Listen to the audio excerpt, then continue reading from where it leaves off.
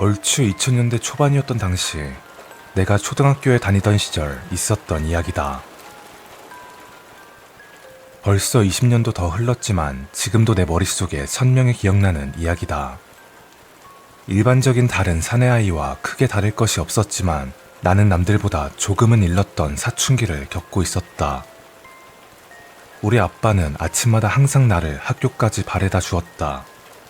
나도 혼자 학교에 갈 수 있었지만 솔직히 어렸던 내 발걸음으로 걷기엔 좀 멀고 버스를 타기엔 돈이 아까운 거리였다.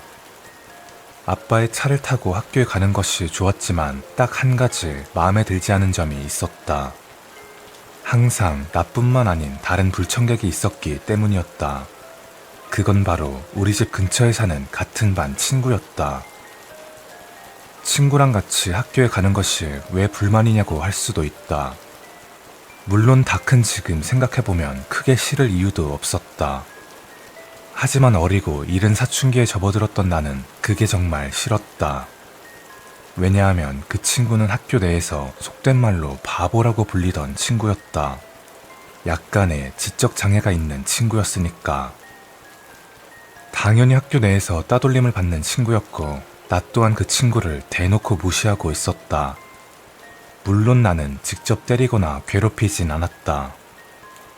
아빠는 그 친구의 부모님과 이곳으로 이사 왔을 때부터 도움도 많이 받고 잘 지내던 이웃이었기 때문에 조금이라도 도와주고 싶다는 생각이었다. 거기에 그 친구가 좀 안타깝기도 하고. 그래서 그 친구가 나와 같은 학교에 다닌다는 걸 알게 된 후로 매번 나와 함께 차로 등교를 도와주신다. 아무래도 어렸을 때는 특히나 친구들의 시선이 더 중요했다. 아마 이건 나뿐만 아닌 모두가 공감하는 내용이겠지. 학교에 소문난 바보인 이 친구와 함께 등교하는 것이 너무나 창피했다. 차를 타고 학교에 가까워질 때면 나는 고개를 푹 숙인 채 친구들의 눈을 피했다. 특히 짓궂은 친구들의 눈에 띄기라도 하면 나까지 따돌림을 받을 수 있었기 때문이다. 언제는 내가 아빠 차를 타지 않고 걸어서 학교에 가겠다고 한 적이 있다. 아마 아빠는 내가 왜 그러는지 알고 계셨던 모양이다.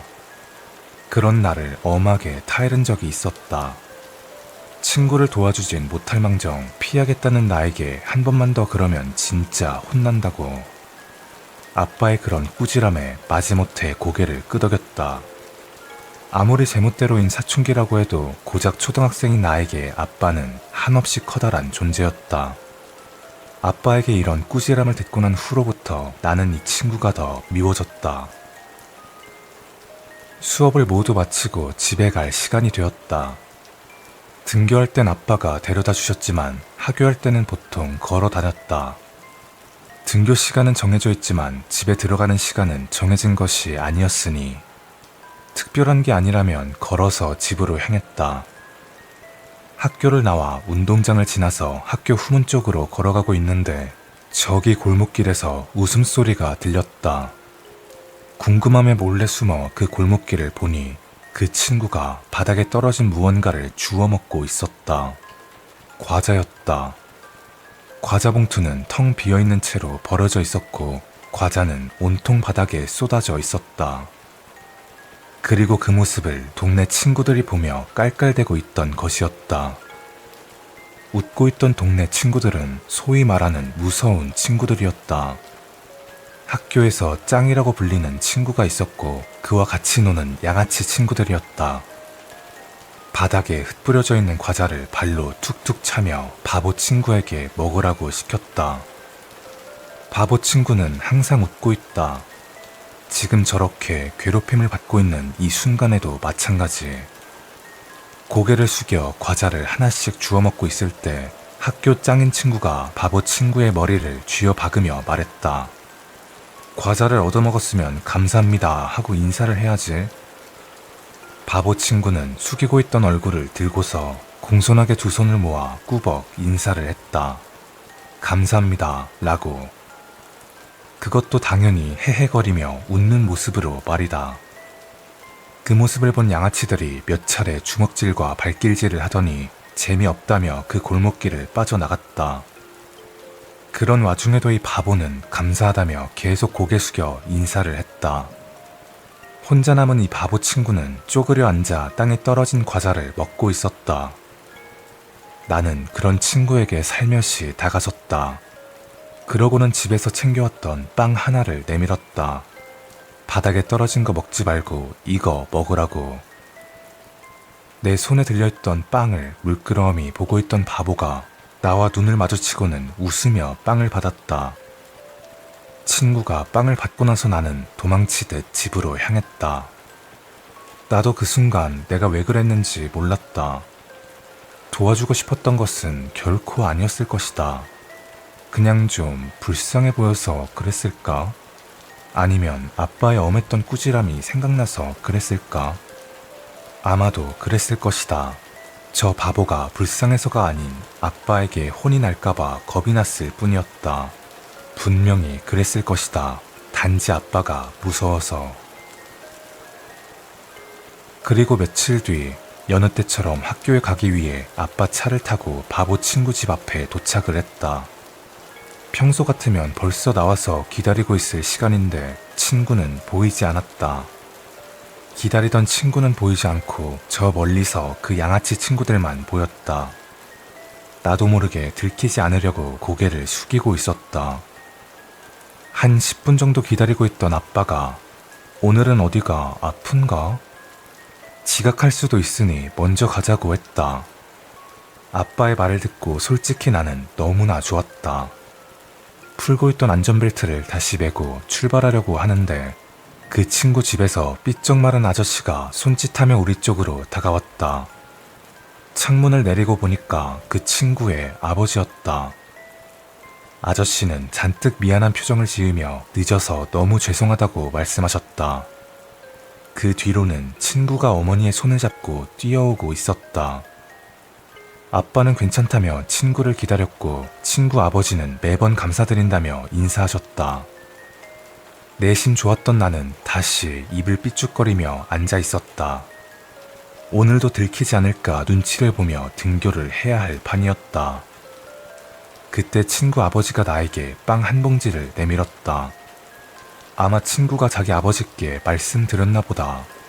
내가 그 친구에게 빵을 주었다고. 나에게 고맙다며 다른 친구들과 나눠 먹으라고 하셨다. 바보 친구는 집에서 많이 먹으니까 이 친구에게 들키지 말고 다른 친구들과 먹으라던 아저씨였다. 난 감사하다며 인사하고 빵을 받았다. 바보 친구는 벌써부터 온몸에 흙먼지가 묻어 있었다. 그 당시엔 그런 모습조차 너무 싫었다. 방금 집에서 나왔는데 온몸에 흙먼지가 잔뜩 묻어 있다니. 몰랐을 때는 이 친구의 부모님도 이상하단 생각이 들었었다. 집에서 빨래도 하지 않는 건가 싶은 생각이 들었다. 하지만 그 생각은 잘못된 나만의 생각이었다. 나중에 알게 된 사실이지만 그날 아침에 나와 아빠를 기다리고 있던 도중에 양아치 친구들에게 걸렸다고 한다. 그래서 그 친구 집 주변에 양아치 친구들이 눈에 띄었던 것이었다. 이번에도 어김없이 과자를 바닥에 뿌리고서 괴롭힘을 당하고 있었다고 한다. 바닥에 떨어진 과자를 주워 먹으며 맞고 있던 바보 친구를 그의 아버지가 발견했나 보다. 아버지가 양아치들을 쫓느라 늦은 거였다고. 그렇다 보니 나에게 당신 아들에게 걸리지 않게 다른 친구들과 먹으라고 빵을 쥐어준 것이었다. 그 당시 어렸던 내 생각으로는 그 양아치 친구들과 나누어 먹으라는 식으로 들렸었다. 이 친구를 잘 좀 봐달라는 식의 일종의 뇌물처럼 느껴지기도 했다. 하지만 지금 생각해보면 아마도 나를 위해서 그러신 것 같다. 내가 혹시나 또 바보 친구와 빵을 나눠 먹다가 양아치들에게 걸리게 되면 나까지 따돌림을 받을까 하는 슬픈 배려였을 것이다. 시간이 정말 많이 흐른 지금도 그때 나에게 빵을 건네주던 아저씨의 얼굴이 또렷하다. 그날 이후로 나는 그 바보 친구를 등교 시간에 볼 수가 없었다. 정확히 말하자면 학교 내에서도 괴롭힘을 받던 그 골목길에서도 볼 수가 없었다. 그와 동시에 학교엔 이상한 소문이 돌고 있었다. 주변에선 안쓰럽다는 소리와 여자가 미칠만 했다는 둥, 아버지가 자신의 아들을 데리고 떠난 것이란 둥. 소문의 내막은 이러했다. 정말 안타깝게도 바보 친구의 아버지는 병을 앓고 있었고 심장마비로 인해 돌아가셨다. 돌아가신 아버지의 장을 치르고 며칠 후 잠을 자고 있던 바보 친구도 갑자기 돌연사했다고 한다. 친구의 어머니도 충격을 받고 쓰러지더니 미쳐서 그만 집을 뛰쳐나가 실종되어 버렸다. 그랬기에 죽은 아버지가 괴롭힘받고 있던 아들을 저승으로 데려갔다는 말이 나온 것이다. 이런 소문들이 잠잠해질 무렵 끔찍한 사건이 발생하게 되었다. 그 학교 짱이었던 친구가 자기 집 옥상에서 놀다가 떨어져 죽었다는 것이다. 그뿐만이 아니었다. 그와 같이 놀던 양아치 아이들에게 모두 사고가 나서 크게 다치는 일이 연달아 발생했다. 주변의 동네 사람들 사이에서는 바보 친구가 귀신이 되어 그 친구를 데려갔다는 소문이 퍼지게 되었고, 그 소문으로 인해 죽은 양아치의 부모님이 바보 친구 집 앞으로 찾아와 난동을 부리기도 했다. 당연히 그 집엔 아무도 없다는 걸 알고 있음에도 말이다. 이게 다행이라고 해야 할지 모르겠지만 그 양아치 아이들은 친구의 죽음과 여러 가지 사고로 인해 모두 다른 지역으로 이사를 가게 되었다. 그 바보 친구가 저주를 퍼붓고 있을 거란 불안감 때문이었다. 그와 별개로 우리 집은 다른 문제가 있었다. 우리 아빠가 갑자기 환청에 시달리고 계셨는데 그 환청 소리가 아이의 목소리처럼 들린다는 것이었다. 그리고 그 환청이 들릴 때면 심한 오한이 들고 기운도 전혀 없었다. 다행히 그런 환청이 자주 생기는 것이 아니어서 단순 스트레스성이라고 생각하고 넘기셨다. 날씨가 굉장히 좋지 않았던 어느 날, 그날은 비바람이 거세게 몰아치던 날이었다. 태풍이 아닐까 싶을 정도로 바람이 아주 강하게 불고 있었다. 아빠는 그날따라 일찍 퇴근하시던 길이었다. 차가 우리 동네로 들어선 순간 또다시 갑자기 아이의 목소리가 들렸다. 점점 기운이 빠지는 걸 느낀 아빠는 서둘러 집에 가기 위해 속력을 내고 있었는데 갑자기 어떤 아이 한 명이 차로 달려들었다. 당연히 깜짝 놀랐던 아빠는 급브레이크를 밟으셨다. 다행히 아이를 치진 않았다. 차가 멈추는 끼익 소리 외에는 특별한 소리가 들리지 않았지만 차가 멈추고 바로 몇 초 후에 쿵 하는 소리와 함께 자동차의 바로 앞으로 커다란 간판이 떨어졌다. 그것도 5층 높이에 있던 대형 간판이었다. 아마도 거센 바람으로 인해 간판이 떨어진 모양이었다. 정말 1초만 더 엑셀을 밟았더라면 아주 커다란 사고로 이어졌을 것이다. 아빠는 차 안에서 진정하고 계셨고 문득 차로 뛰어들었던 아이의 모습이 떠올랐다. 급하게 내려 차의 앞부분을 살폈지만 아이의 모습은 찾아볼 수 없었다. 비에 흠뻑 젖으며 멍하니 섰을 때 감사합니다 라는 아이의 목소리가 들렸다. 그때 아빠는 그 목소리의 정체를 알게 되었다. 바로 그 바보 친구의 목소리였다는 것을. 그리고 이런 환청은 아빠에게만 들렸던 것이 아니었다. 나에게도 똑같이 들리고 있었다. 학원이 끝나고 집으로 가는 중이었다. 신호등이 파란불로 바뀌고서 바로 횡단보도를 건너려고 하는데 눈앞에 웬 빵 한 봉지가 버려져 있었다. 그것도 뜯지 않은 새 것이었다. 나는 빵의 시선을 빼앗겨 주우려던 순간에 커다란 트럭 한 대가 엄청난 소리에 경적을 울리며 내 앞을 스쳐 지나갔다. 난 순간 다리에 힘이 풀려 그대로 주저앉았다. 지나간 트럭을 멍하니 바라보고 있을 때 내 귓가에 속삭이듯 바보 친구의 목소리가 들렸다. 감사합니다. 친구가 괴롭힘을 당할 때 말했던 그 목소리가 들렸다. 바보처럼 웃고 있는 웃음소리와 함께. 난 고개를 다시 돌렸고 바닥에 떨어져 있던 빵은 온데간데 없이 사라진 상태였다. 난 그날 있었던 일을 아빠에게 말씀드렸고 아빠도 놀란 눈치로 나에게 비 오던 날 있었던 일을 말씀해 주셨다. 아빠와 난 같은 생각을 하고 있었다. 그 바보 친구가 나와 아빠를 살려준 것이라고. 생전에 주었던 아주 작은 선행을 이렇게 크게 갚아준 것이라고 생각했다. 난 그 후로 한동안 죄책감이 들었다. 그동안 나는 마음속으로 그 친구를 싫어하고 있었으니까. 건네주었던 빵도 그 친구를 돕기 위해서가 아닌 아빠에게 혼날까봐 어쩔 수 없이 줬던 것이니까. 살려줘서 고맙단 생각과 그동안 미안했다는 생각을 머릿속에서 지울 수가 없었다. 그러다 친구의 마지막 목소리가 들렸다. 아니야, 너는 나를 진심으로 도와준 것이 맞아. 고마웠어. 지적 장애가 있던 친구여서 말투가 항상 좀 어눌했는데 이번 말투는 전혀 어눌하지 않았다. 바보 친구의 목소리는 확실했지만 그냥 일반적인 사람과 다를 게 없는 그런 말투였다. 그 후로는 친구의 환청이 들리지 않았다. 그건 나와 아빠도 마찬가지였다. 20년씩이나 흐른 지금도 나와 아빠는 그 바보 친구를 기억하며 고마워하고 있다. 그 친구가 아니었으면 나도 아빠도 지금까지 살아있지 못했을 테니까. 사람들은 자신이 처한 상황에 따라서 느끼는 감정이 저마다 다른 것 같다. 사소하다고 생각했던 장난이 누군가에겐 견디기 힘든 괴롭힘처럼 느껴지고, 역시 사소하다고 생각했던 선행이 누군가에겐 죽어서까지 도와줄 정도로 값지게 느껴질 수 있다는 것을 어릴 적 내 친구에게 배웠던 일화였다.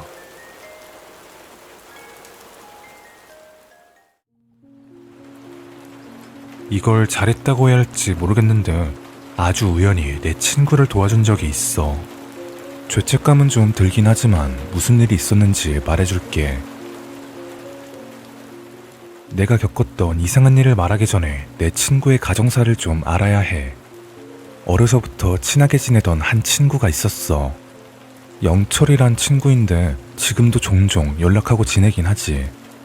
초등학생 때부터 친했으니까 우리 가족도 영철이를 알고 있었고 영철이 가족도 물론 나를 알고 있었어. 요즘은 핸드폰이 거의 필수니까 개인적으로 연락이 가능했지만 예전에는 대부분 집 전화를 많이 사용했잖아. 그래서 항상 영철이네 집으로 전화를 하면 안녕하세요, 저 영철이 친구 누군데요, 영철이 집에 있어요? 이런 식으로 통화했던 거 기억나? 이렇게 건너 전화를 받곤 하다 보니 자연스럽게 친구들 가족하고도 알게 되는 것 같아. 아무튼 이렇게 영철이랑 영철이 가족들하고도 친하게 지냈어.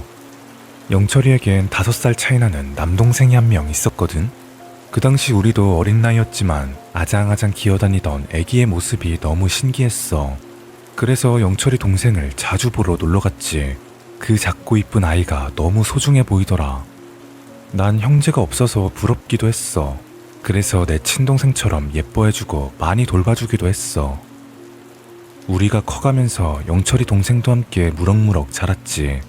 어느새 동생도 학교에 들어가고 우리에게 형아라고 부르며 따르기 시작했어. 그 작은 아이가 어느새 커서 나한테 형아라고 말을 하다니 나도 영철이도 둘 다 감격이었지 뭐. 근데 이런 천사 같던 동생이 점점 어긋나는 것 같더라고. 초등학생 때는 크게 문제가 없었는데 중학생이 되면서 서서히 삐뚤어지기 시작했대. 점점 영철이 부모님께서 동생 학교에 불려가는 날이 많아지셨고 영철이도 동생을 혼내곤 했지만 하나도 변하지 않더래.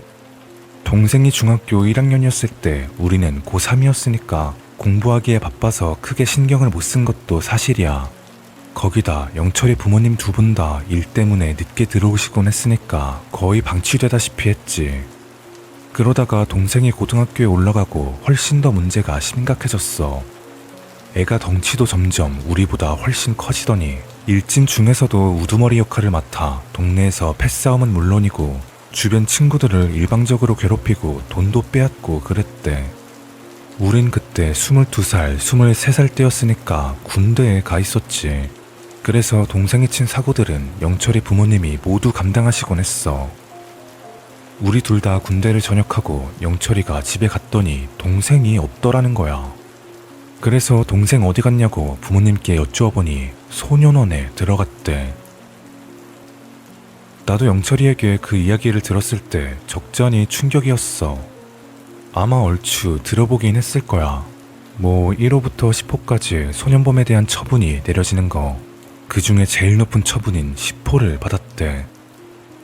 내가 알기론 2년인가 소년원에 들어가 있어야 했대. 미성년자가 할 수 있는 온갖 범죄는 다 저질렀나 보더라고. 당연히 처음 들어간 것도 아니었어. 가정법원에 재판을 받은 것도 몇 번이나 더 있다고 하더라. 애들 돈이나 물건을 빼앗는 거는 거의 애교 수준이었고, 여자애들 성폭행에 죽기 직전까지 패서 평생 장애를 안고 살아야 하는 친구도 있어. 그렇다 보니까 영철이 부모님은 어느새 폭삭 늙어 계셨어. 마음고생은 물론이고 합의금은 집도 팔아서 겨우 마련하시고, 영철이 대학 등록금까지 모두 바쳐서 군대 전역하자마자 알바부터 구하더라. 하지만 영철이 동생은 출소하고서도 정신을 못 차렸지. 나나 영철이나 둘 다 왜소한 편이었거든. 그래서 동생은 자기보다 5살이나 많은 영철이에게도 되게 무시하면서 막대했어. 하긴 고작 5살 많은 형 정도야 우스워 보였겠지. 고등학교 자퇴해 군대도 공익으로 겨우 다녀왔어. 물론 공익 때도 말썽은 이만저만이 아니었대. 그러니 어디에서 영철이 동생을 고용하겠어. 성인이 되어서 알바도 하나 제대로 다닌 적이 없어. 학교에서 항상 우두머리 역할만 하다가 누구 밑에서 지내려니까 몸이 근질거렸나 봐. 이놈의 동생 때문에 집까지 팔고 모아두었던 모든 돈은 다 갖다 바치고, 이 집안에서 동생을 빼고 모두 돈을 벌기 위해 애를 쓰고 있었어. 영철이도 그 당시에 학교 다니면서 알바를 몇 개나 하고 있었지. 그렇게 힘든 생활을 하면서 어찌어찌 시간은 흘러갔어. 나랑 영철이 둘 다 학교도 졸업하고 취업하느라 정신이 없었어. 어느새 나랑 영철이는 30대 초반이 되었고 동생은 20대 후반이 되었지. 둘 다 회사에 다니느라 못 본 지도 꽤 오래되었어. 그러다 정말 오랜만에 영철이랑 만나게 되었지. 안 물어볼 수가 없더라고. 동생은 요즘 어떤지, 뭐라도 일은 하고 있는지 말이야. 영철이는 한숨만 푹 내쉬고 있었어. 그 표정엔 슬픔과 분노까지 서려 있었지. 아직도 여전하대. 아무것도 안 하고 집에서 빈둥거리며 놀고만 있다는 거야. 그나마 사고라도 안 치면 다행이지. 이제는 돈 때문에 문제가 많더라고. 조금씩 겨우 갚아가던 가족들의 빚이 동생 때문에 또 생기게 되었대. 뭐 때문에 그러냐고 했더니 이번엔 주식이었어. 요즘은 주식을 하지 않는 사람을 찾기 더 힘들 정도로 많이 하잖아. 근데 중요한 건 모아둔 돈이나 없어도 상관없을 정도의 금액으로 해야 하는데, 자기 명의는 물론이고 부모님 명의, 영철이 명의까지 돈을 빌려 주식을 하다가 싹 다 까먹었다는 거야. 그러면서 매일 부모님께 돈 달라고 성질이나 내고, 심지어 홧김에 부모님을 때린 적도 있다고 해. 정말 개차반이었지. 부모님께 말씀은 안 드렸지만 영철이도 맞은 적이 있다고 하더라. 어떻게 해야 할지 모르겠다면서 울고 있는 영철을 보니 아무런 도움도 되지 못해서 너무 미안했던 기억이야. 그 무렵에 우리 부모님이 이사를 하게 되었어. 어릴 적에 있던 동네에서 계속 살다가 부모님은 지방에 좀 작은 평수로 가셨어. 난 직장 때문에 아직도 그 동네에 살고 있는 상태야. 영철이네는 동생 때문에 예전에 집을 팔고 이미 다른 지역에서 살고 있었지. 그리고 이상한 점은 내가 집을 구하고서 시작되었어. 혼자 지내니까 작은 원룸 정도 구하려고 했거든. 근데 이상할 정도로 싼 집을 발견한 거야. 방도 2개나 있는 빌라였어. 물론 좀 오래된 건물이긴 했지만 내부는 인테리어를 새로 해서 그런지 좋더라고. 계약할 당시에는 너무 마음에 들어서 특별한 생각은 없었어. 누가 채가기 전에 계약부터 하자는 마음이었지.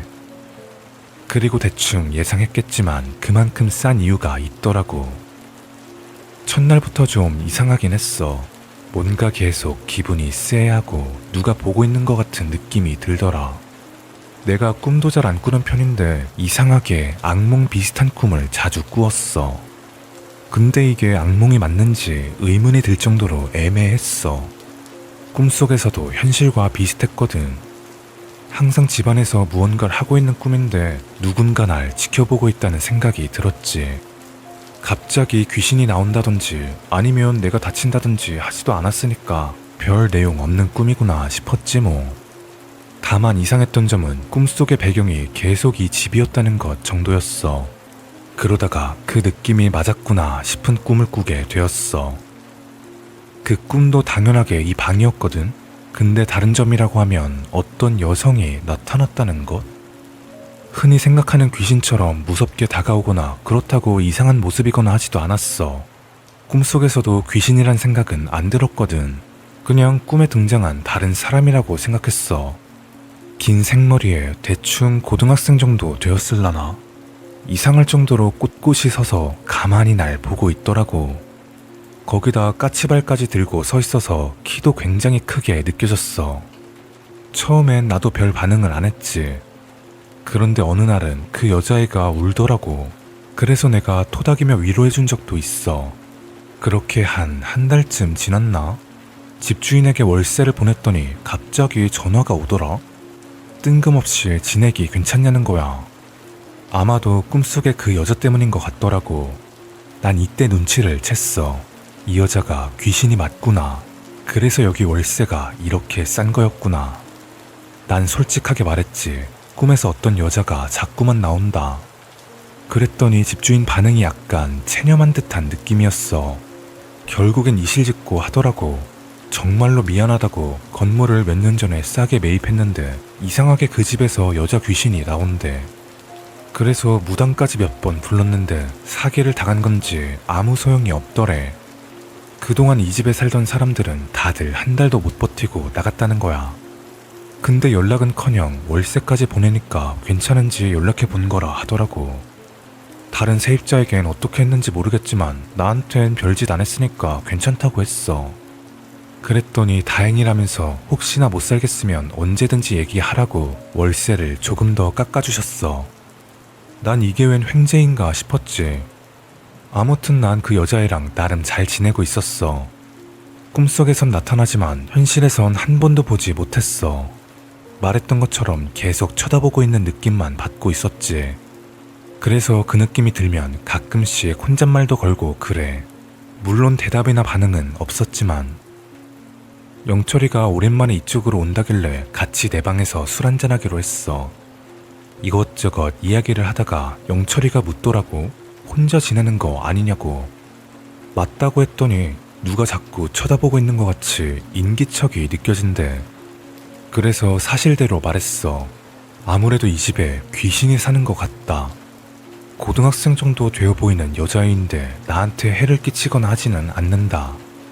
그래도 덕분에 월세도 더 깎아서 아마 이 동네에서는 내가 제일 싸게 지낼 거다. 영철이는 당연히 믿지 않았지. 귀신이 산다는데 이렇게나 태연하게 잘 지내고 있다는 것도 이상하잖아. 나 같아도 그랬을 것 같긴 해. 괜히 집안을 두리번 거리더라고. 영철이 동생은 좀 어떤지 물어봤어. 가장 친한 나랑 있어서 그런지 동생 이야기만 하면 감정이 격해졌어. 할 수만 있다면 정말 죽이고 싶다고. 친동생이건 뭐건 저놈 때문에 부모님이란 자기가 죽게 생겼다고 하더라. 영철이에게 느껴지는 살기 때문인지 집안 분위기가 갑자기 서늘해졌어. 그때가 설날 한 달 전이었거든? 명절 연휴에 스케줄 어떻게 되냐고 영철이가 묻길래 부모님께 당일에 다녀올 거니까 그 다음엔 별거 없다고 했지. 영철이가 오랜만에 나 만나러 간다고 부모님께 말씀드렸나 봐. 그랬더니 부모님도 나를 보고 싶어 하신다고 연휴에 와서 떡국이나 먹고 가라는 거야. 나도 좋다고 했어. 정말로 오랜만에 뵙는다고 생각하니까 좀 떨리기도 하더라. 내 방에서 하룻밤 자고 다음날 영철이는 돌아갔어. 근데 그 다음날부터 이 여자의 귀신이 좀 달라지기 시작했어. 예전엔 좀 가끔씩 꿈에 나왔는데 이젠 거의 매일같이 나오는 거야.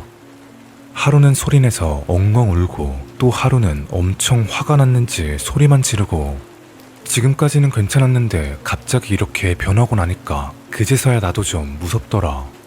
당연히 잠도 제대로 못 잔 것처럼 매일 피곤함에 찌들기 시작했어. 거의 한 달 동안 제대로 몇 시간 잤으려나. 슬슬 너무 힘들어서 다음 달에는 나가야겠다고 생각하고서 설 명절이 찾아왔어. 설 다음 날 아주 오랜만에 영철이 부모님을 뵈러 갔지. 내가 온다고 떡국도 맛있게 끓여 놓으셨더라고. 너무 마음 아프게 많이 늙으셨어. 우리 부모님이랑 비슷한 연배신데 지금 보면 더 윗세대처럼 느껴질 정도로. 그리고 영철이 동생도 정말 오랜만에 보았어. 옛날에 그 천사 같던 얼굴이 아직도 남아있는데 왜 이렇게 자랐는지 정말 많이 속상했어. 자기 형을 우습게 생각하니까 그 친구인 나한테까지 좀 무례하게 대하더라. 기분 나쁘고 화도 좀 났는데 그냥 아무런 티도 안 냈어. 다 같이 먹고 있는데 나보고 괜찮냐고 영철이 부모님이 물어보시더라고. 알고 보니까 영철이가 우리 집에 귀신이 있다고 말씀드렸나 봐. 최근엔 좀 힘들었지만 그냥 괜찮다고 웃으며 넘겼지. 근데 동생이 장난치듯이 얘기하더라. 어린 여자 귀신이라며? 예쁘냐? 안 그래도 외롭고 심심한데 예쁘면 네 말고 나한테 오라고 좀 해라. 가뜩이나 잠을 못 자서 신경이 예민한데 너무 건방진 저 말투를 들으니까 나도 속에서 부글부글 끓었어. 말투도 말투인데 저런 말을 하고 있는 동생의 눈치를 보고 있는 부모님을 보니까 그게 더 화가 나더라. 그래도 당연히 티는 못 냈지. 영철이 동생이기도 하고 부모님까지 계시니까. 물론 싸운다고 해도 못 이길 것 같았어. 덩치가 워낙 좋아야 말이지. 꾸역꾸역 떡국을 다 먹고 영철이 집을 나섰어. 배웅해주고 있는 영철이 얼굴엔 미안함이 가득했지. 직접 사과도 했고. 영철이가 뭐가 미안해. 나도 잘 알고 있으니까 신경 쓰지 말라고 했어. 피곤한 몸을 이끌고 집에 도착했어. 그날따라 귀신의 시선이 더 노골적으로 느껴지길래 귀신에게 혼잣말을 했어. 내 친구 영철이 동생이 너 보고 싶대. 지 외롭고 심심하다며 같이 살자고 하더라. 주소라도 알려줘? 자, 영철이 집 주소 여기 휴대폰 문자에 있으니까 네가 직접 봐. 난 이제 씻으러 간다. 아무도 없는 텅 빈 방 안에서 정신 나간 것처럼 혼잣말을 하고 화장실로 들어가 씻고 나왔어. 유독 피곤해서 그런지 바로 침대에 누워 잠을 청했어. 그리고 거짓말처럼 그날은 아주 깊게 잠이 들었지. 혹시 정말인가 싶더라. 그 여자의 귀신이 정말로 영철이 동생에게 갔는지 쳐다보는 느낌도 안 들고 꿈에도 나오지 않았어. 영철이한테 연락을 해볼까 하다가 그냥 말았지 뭐. 좀 이상하잖아. 갑자기 동생 별일 없냐고 물어봤다가 영철이가 왜 그러냐고 하면 뭐라 그래. 내가 귀신한테 영철이 동생이 보고 싶어 한다고 주소를 알려줬더니 감쪽같이 사라졌어. 이러면 좀 이상하니까. 그래서 그냥 아무 말도 없이 잠의 소중함을 느끼며 일주일 정도 지났어. 그러다가 영철이에게 문자 한 통이 왔는데 진짜였나 봐. 동생의 부고 소식이 담긴 문자였어. 장례식장으로 바로 달려갔지. 워낙에 인성도 안 좋아서 그런지 조문객도 친척들 외에는 없더라. 난 깜짝 놀라서 영철이에게 물었어. 어떻게 된 거냐고. 내가 다녀가고 그 다음날부터 애가 방에서 막 혼잣말을 하더래. 그러더니 갑자기 막 소리도 지르고 온갖 물건을 집어던지고 그랬대. 또 하루는 미친듯이 울면서 그때 내가 잘못했다고 애원을 했다네. 그때 내가 너 때리고 강간한 거 다 잘못했다면서 살려달라고 말이야. 영철이가 동생 방문을 열고 들어갔더니 애가 눈물 범벅이 되어서는 무릎을 꿇은 채 빌고 있었대. 왜 그러냐고 하니까 동생이 말하길 지가 어떤 여자의 집에 가서 성폭행을 했는데 얼마 후에 그 여자애가 집에서 목을 매달고 죽었다는 거야. 근데 그 귀신이 지금 여기로 와 있다고. 얘가 드디어 미친 건가 싶던 차에 문득 우리 집에 있다고 한 귀신이 생각났대. 그래서 핸드폰 지도 어플로 우리 집 건물을 보여주면서 혹시 그 여자애 그렇게 한 게 이 건물이 맞냐고 물었더니 맞는 것 같다고 했다는 거야. 그리고 갑자기 집을 뛰쳐나가더니 그날은 집에 안 들어왔대. 그렇게 집을 나가고 연락이 계속 안 되길래 혹시 몰라서 경찰에 신고도 했지. 그래도 건장한 성인 남성이니까 별일 없을 거라며 찾는 대로 연락한다고 해서 기다리다가 3일인가 4일이 지나고 연락이 왔대. 동생이 어느 건물 옥상에 올라가 투신해서 사망한 채로 발견되었다고 말이야. 이 얘기를 듣는데 떠오른 게 있어. 그 여자의 귀신이 까치발까지 들고 꿋꿋하게 서 있던 이유가 이런 이유 때문이었구나. 그리고 영철이가 온 다음부터 울고 소리 지른 이유도 영철이가 자신을 이렇게 만든 놈의 형이라는 걸 알아서 그랬구나. 가만히 생각해보니까 나한테 도움을 요청했던 것 같기도 하네. 아무튼 영철이에게 그 말을 듣고 죄책감이 너무 크더라고. 그래서 그냥 사실대로 말했어. 내가 그날 집에서 혼잣말로 내 친구 동생이 보고 싶어 한다고 말했다. 그냥 좀 화풀이 한다고 혼잣말한 건데 그걸 듣고 진짜 갔을 줄은 몰랐다. 정말로 미안하다. 그랬더니 영철이가 갑자기 날 끌어안으며 정말로 너무너무 고맙다고 했어. 부모님도 저 녀석을 어떻게 해야 할지 너무 걱정이었는데 차라리 잘 됐다고 하더라. 그 말을 듣고 영철이 부모님의 얼굴을 봤어. 기분 탓인지 아니면 정말 영철이 말대로 잘 되었다고 생각하시는지 표정이 너무 좋으시더라. 자기 아들의 장례식장이라고는 생각도 못할 정도로 밝게 얼굴이 피셨어.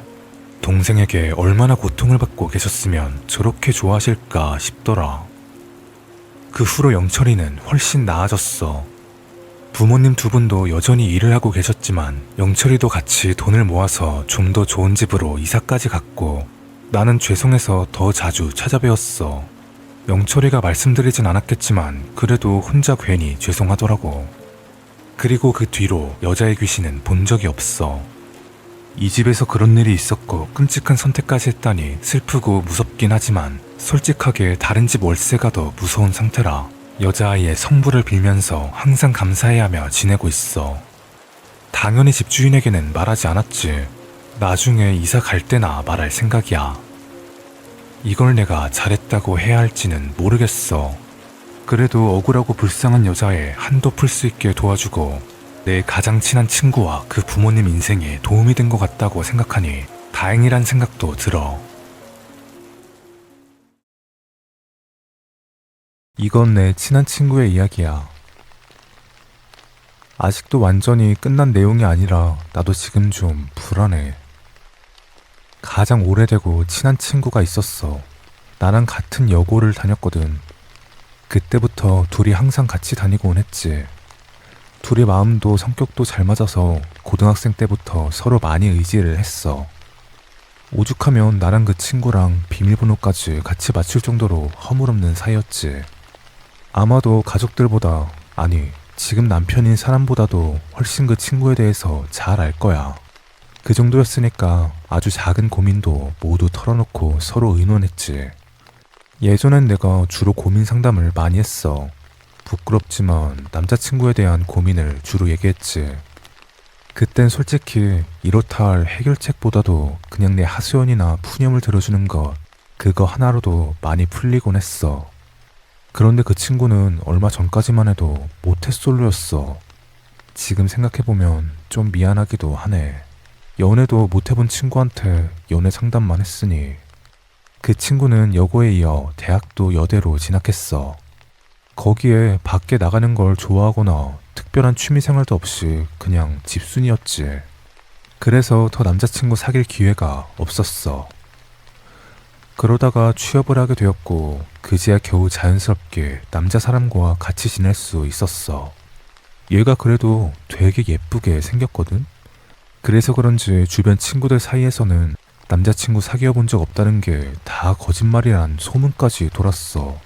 하지만 난 확실히 알고 있었지. 얘 완전히 못쏠 맞다는 거. 그러던 이 친구가 회사에 들어가서야 짝사랑이 시작됐어. 같은 회사에 다니는 선배라고 하더라고. 그동안 매번 내 연애 얘기만 하다가 얘가 나한테 연애 얘기를 하니까 뭔가 엄청 뿌듯하고 기분이 좋더라. 물론 그땐 짝사랑이었지만 여튼 나랑 제일 친한 친구의 첫사랑 상대니까 엄청 궁금했어.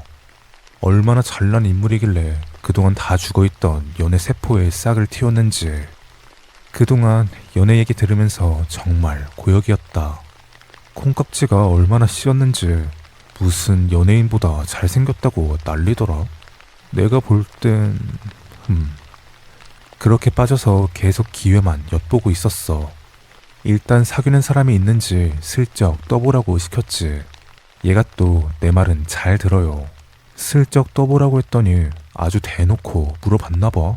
여자친구 있는지. 그 친구 입장에선 정말 다행히 여자친구가 없었대. 그래서 난 적극적으로 대시하라고 조언했지. 얼굴도 예쁘고 성격도 착하고 되게 참하거든.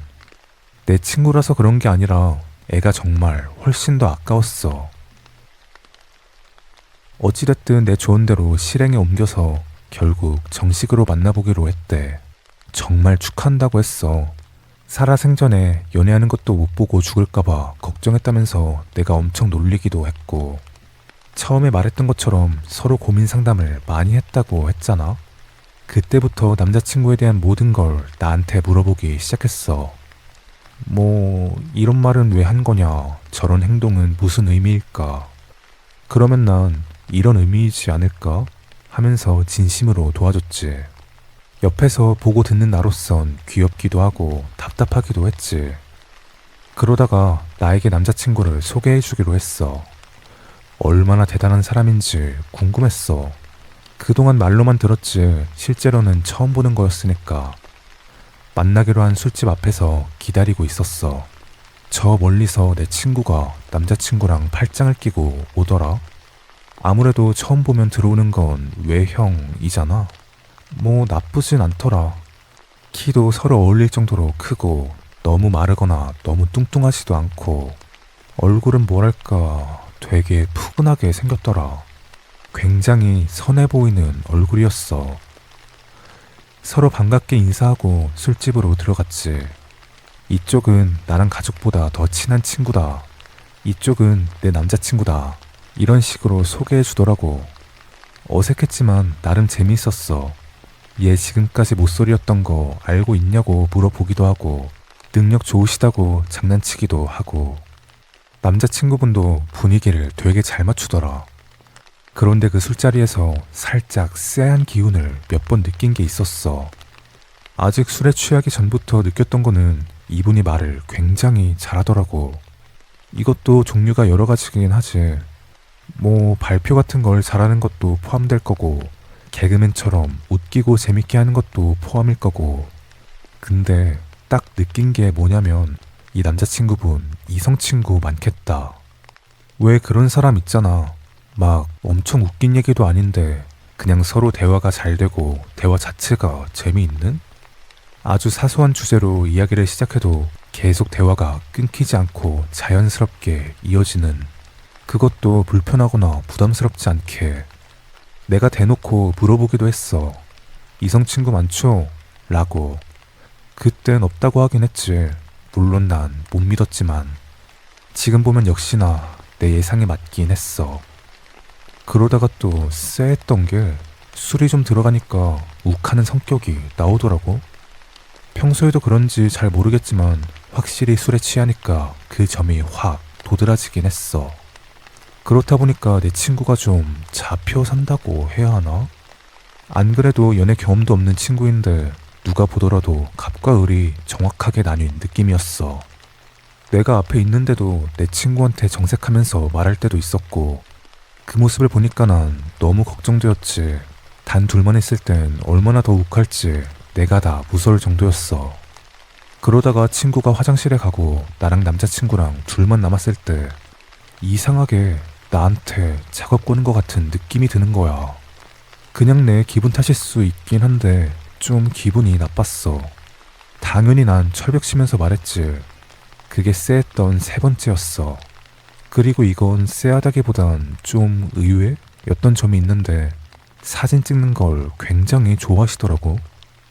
음식 나오기 전부터 우리 단체 사진 찍고, 음식 나오면 음식 사진 찍고, 다 같이 술잔 들고 사진 찍고. 사진 찍는 거 좋아하시나 봐요? 하고 물어봤어. 그랬더니 완전히 좋아한대. 거의 모든 걸 사진으로 남긴다고 하더라. 그래서 내 친구는 오히려 좋다고, 하도 찍어서 그런지 인생샷 많이 건졌다고 말했어. 그건 솔직히 좀 부럽긴 하더라. 내가 만났던 사람들 모두 사진을 못 찍어서 내 인생샷도 몇 장 없는데. 그렇게 나름 잘 놀았지. 적당히 취하고 우린 다 헤어졌어. 그 뒤로는 잘 지내는지 별로 고민 상담을 안 하더라고. 다행이었지 뭐. 그러다가 한 번 크게 싸운 적이 있었어. 역시나 이성 문제였지. 사내 커플이다 보니까 같이 있는 시간이 많잖아. 그 회사에 다른 여직원도 당연히 많이 있을 거고, 왠지 모르게 다른 부서의 여직원이랑 같이 있는 장면을 자주 목격했대. 그럴 때마다 물어보면 협업하는 옆 부서의 담당이라고 했는데, 아무리 생각해도 일 때문에 같이 있는 느낌이 아니었대.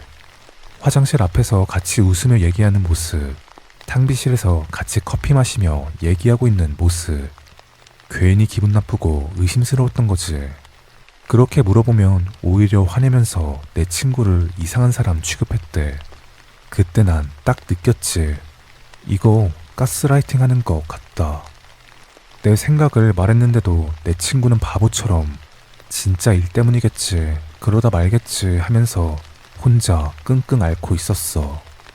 그때라도 뜯어 말렸어야 했는데 정말. 그렇게 또 몇 달이 흘렀어. 난 속으로 생각했지. 남자친구는 그 여자랑 정리했나 보다 라고. 왜냐하면 한동안 고민 상담을 또 안 했거든. 그렇다면 다행이다 하고 있는데 친구가 날 만나자는 거야. 평소에도 자주 만나고 하니까 특별할 건 없었는데 신기하게 그날따라 기분이 이상하더라. 그래도 아무 티 안 내고서 만났지. 내가 먼저 조심스럽게 물어봤어. 그 여직원이랑은 어떻게 됐냐고. 그랬더니 그 직원이 다른 부서로 갔는지 회사에서 안 보이더래. 잘 됐다고 했지. 나도 괜히 신경 쓰였거든. 그렇게 이런저런 얘기를 하다가 줄 게 있다며 주섬주섬 뭘 꺼내더라. 나에게 무언가를 슥 내미는데 청첩장이었어. 솔직히 뭐 연애란 게 옆에서 아무리 말리고 훈수를 두더라도 결국 본인이 하고 싶은 대로 하기 마련이잖아. 결국 하는구나 싶었지. 친구로서 축하한단 말밖에 못했어. 거기다 대고 하지 말라고 할 순 없으니까. 그러면서 부탁을 하는 거야. 축의금을 받아줄 사람이 없대. 아무래도 돈에 관련된 자리니까 가장 믿을 만한 사람이 나밖에 없다고. 난 뭐 당연히 알겠다고 했지. 크게 어려운 것도 아니고 정말 혹시나 다른 사람한테 맡겼다가 무슨 일 나면 어떡해. 내가 할 테니까 걱정 말라 하고 헤어졌어. 근데 뭔가 서두르는 느낌이 좀 들더라. 결혼 정도면 굉장히 큰일인데 갑자기 청첩장만 준다는 게 좀 이상했거든. 그러다가 혹시 임신했나 싶었어. 그런 이유라면 뭐 어느 정도 납득이 갔지. 그렇게 결혼식 당일에 일찍 가서 친구랑 인사하고 사진도 찍고 축의금 받는 자리에 앉았어. 별거 없었어. 하객들 오면 이름 쓰고 봉투 내면 그 봉투 받아서 가방에 넣고 주차권이랑 식권 전달해주고 결혼식 전부터 끝나기 전까지 앉아 있었어. 아무래도 끝날 시간에는 사람이 거의 안 오니까 핸드폰을 좀 보고 있었지. 거의 끝나가기 직전인데 한 명이 오더라. 그냥 속으로 이분은 식도 못 보고 밥만 먹고 가겠네 라고 생각했어. 장부에 이름을 쓰고 봉투를 나한테 주면 된다고 설명했지. 그런데 이름은 안 쓰고 봉투만 내밀고 있더라. 그래서 눈을 마주치며 이쪽에 이름 써달라고 한 번 더 안내했지. 그래도 계속 아무런 말도 없이 봉투만 내밀고 있는 거야. 일단 받았지. 그리고 주차권하고 식권을 건네는데 받지도 않고 그냥 돌아서 가더라고. 뭐야 저 사람. 그냥 이상한 사람이네 하고 넘겼어. 엄청 퀭하고 아무런 감정도 없는 마네킹 같은 모습이라 기억에 또렷하게 박혔어. 그런데 봉투가 혼자만 좀 다르더라고. 보통 식장에서 봉투도 다 비치되어 있으니까 그 봉투를 많이 사용하는데 다른 봉투를 받으니까 유독 눈에 띄었어. 근데 봉투가 축의금 봉투가 아니라 조의금 봉투였어. 봉투가 없었나? 이럴 거면 그냥 저기 있는 봉투 쓰지 라고 별 생각 없이 넘겼지. 그렇게 시간 끝나고 신혼여행을 떠난 친구한테 문자가 왔어. 오늘 고마웠다고. 그래서 난 고마울 거 없다고 하면서 조의금 봉투를 슬쩍 물어봤어. 마지막으로 온 사람이 봉투가 없었는지 조의금 봉투에 넣어서 줬다고. 그랬더니 조익은 봉투가 없다네? 내가 분명 순서대로 가방에 넣어서 맨 뒤쪽에 있을 텐데 했더니 없었는데 다시 한번 찾아보겠다 하고서 문자를 끊었어. 그렇게 내 친구의 신혼생활이 시작됐어. 식 올린 지 한 달 정도 지나고선가? 오랜만에 연락이 왔어. 너무 반가웠지. 이 기집애가 신혼이라고 친구한테 연락 한 번도 없고. 그런데 목소리가 좀 심각했어. 결혼식 올린 지 한 달밖에 안 된 애가 갑자기 무슨 이혼 얘기를 하는 거야. 깜짝 놀라서 바로 만났어. 처음 만나자마자 애가 너무 불안해 보였어. 어딘가 쫓기는 것 같고 잠도 못 잤는지 쾌행하더라고. 왜 그러냐고 물었더니 갑자기 사기 결혼 어쩌고 하더라. 뜬금없이 무슨 사기냐고 말했지. 그랬더니 남편이 사람을 죽인 것 같다는 거야. 깜짝 놀랐지. 그게 무슨 소리냐, 무슨 근거가 있냐고 했더니 얼마 전에 남편 컴퓨터를 좀 썼대. 남편한테 허락받고 썼는데 유독 용량이 큰 폴더가 하나 있더래. 그 폴더 이름이 사진이길래 그냥 우리 사진들 저장해 놓은 거구나 했지. 그래서 들어가 봤는데 사진 폴더 안에 어떤 여자 이름 폴더가 따로 있더래. 처음 보는 여자 이름이라 들어가 봤더니 연인처럼 데이트하는 모습이 있었대. 처음엔 전 여친인가 싶었지. 그때까지는 그냥 기분이 좀 나쁜 정도였어. 그렇게 스크롤 내리면서 보는데 사진 속 남편의 헤어스타일이나 입고 있는 옷이 자기랑 사귈 때 모습이었다는 거야. 거기다 신발은 내 친구가 직접 선물로 사줬던 신발이었고 사진 정보의 날짜도 분명히 결혼 전 사귀고 있을 때였고 그냥 전 여친이 아닌 바람핀 내연녀였던 거지. 그리고 그 여자는 본 적이 있는 여자였대. 회사에서 일 때문에 얘기했다던 그 여자. 역시나 그럴 줄 알았지, 정말. 그동안 바람을 피우면서 내 친구랑 결혼 준비를 했던 거야. 사진을 계속 보다 보니까 문자 내용 캡처한 사진도 있었대. 그 캡처한 내용은 남편이 이제 결혼 때문에 그만 만나자고 한 내용이었대. 그랬더니 그 여자는 헤어지고 자기랑 살자며 매달리는 내용이었지. 그걸 읽고 있을 때쯤 남편이 불러서 이 사진 폴더를 내 친구 본인 메일로 보냈어. 아마도 지금까지 친구가 이 사진을 봤는지 남편은 모를 거래. 아무튼 혼자 있을 때 그 문자 내용을 천천히 다 봤지. 남편은 계속 내 친구를 선택했대. 그래도 그 여자가 계속 결혼하지 마라, 내가 더 잘해줄 테니 헤어지고 자기랑 하자, 이렇게 계속 매달렸다는 거야. 그러다가 결국엔 남편이 보낸 내용도 참 가관이었어. 그럴 거면 그냥 지금처럼 몰래 만나재. 그 문자 내용을 듣는데 나도 모르게 쓰레기 새끼라고 욕을 했어. 그런데 그 여자도 그건 또 싫었는지 자기를 선택하지 않으면 회사 인트라넷에 우리 관계를 다 뿌리겠다고 협박을 한 거야. 그리고 마지막 문자 내용은 일단 만나자고 하는 문자였지. 그런데 그 문자 캡처한 사진 뒤에 이상한 사진들이 있었대. 어느 욕실에 그 여자가 머리에 피 흘리며 쓰러져 있는 사진, 그리고 그 상태에서 좀 더 가까이 찍은 사진 몇 장, 그리고 커다란 캐리어 사진. 역시나 알 수 없는 숲속에 커다란 구덩이가 파여있는 사진, 그 구덩이 속에 캐리어가 들어가 있는 사진, 그리고 마지막으로 다시 그 구덩이가 메어진 상태로 손가락 부위하면서 찍은 셀카. 이걸 다 보고서 나한테 연락한 거였어. 나도 소름이 돋았지. 저번에 청첩장 받을 때 내가 물어봤던 그 여자, 그때 안 보인다고 했던 거 그게 설마 죽어서 안 보였던 건가? 하고 말했더니 아무래도 그런 것 같대. 그럼 이제 어떻게 해야 되냐고 나한테 물어보는데 나도 모르겠더라.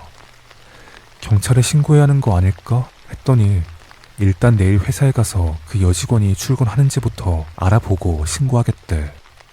난 그렇게 하라고, 절대 아는 거 티내지 말고 조심하라고 신신당부하고서 우린 헤어졌어. 그리고 다음날 문자가 왔어. 그 여직원 회사에 안 나온 지 벌써 몇 달이 지났대.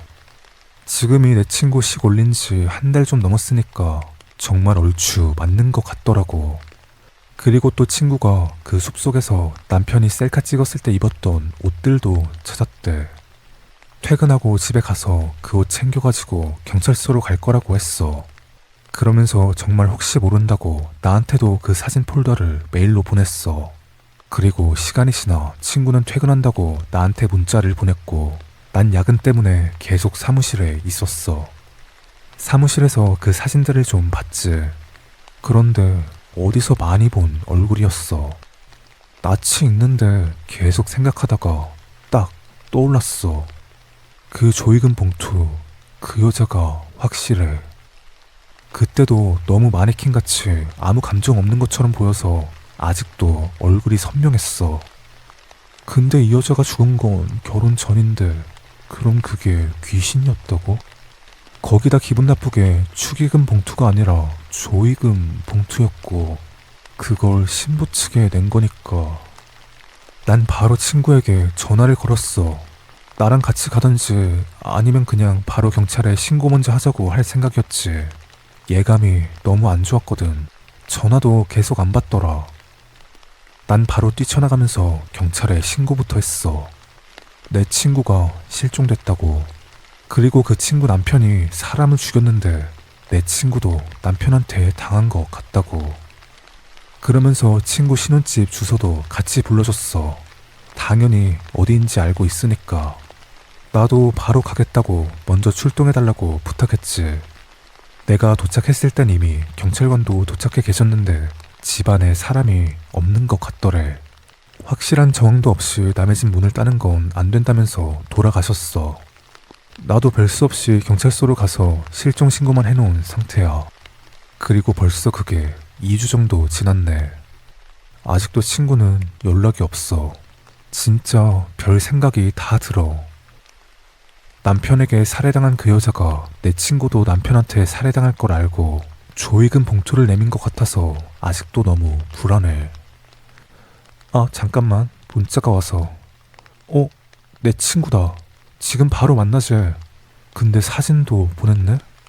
무슨 숲속에 구덩이가 파여있는 사진, 그리고 다시 메워져 있는 사진. 나 먼저 가볼게. 바로 경찰서로 좀 가봐야겠어. 미안해.